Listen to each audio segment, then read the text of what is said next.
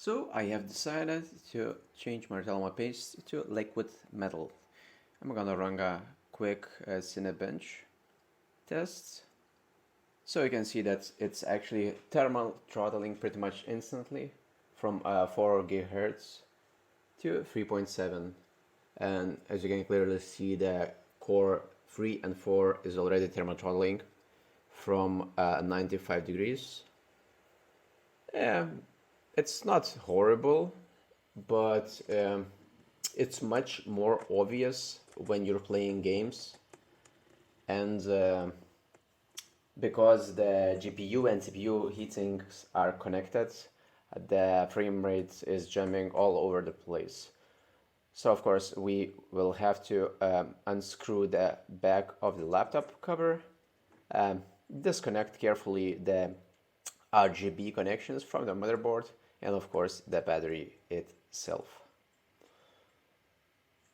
After that, I will start unscrewing the heatsink from the motherboard.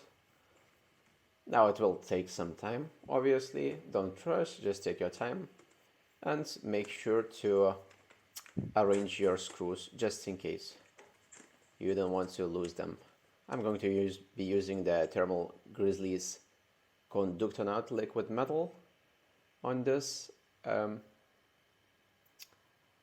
these dies, and I gotta say it took me quite some time to apply the liquid metal onto the die, because at first it doesn't want to stick. So just be patient, give it some time, and eventually it will be applied properly. And you probably want to do the same thing on the heatsink itself, the one I removed before.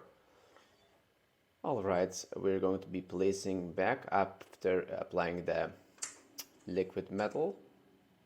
I obviously cleaned the thermal paste before applying the liquid metal onto the heatsink.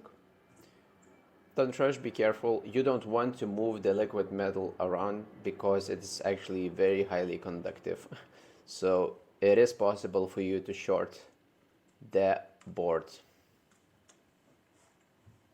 Just screw the heatsink back carefully. Once it's done, connect the battery, connect the RGB lights to the motherboard, and close the cover. Of course, don't forget to put in the screws back where they belong. And after that, I'm going to show you our temperatures now with the liquid metal.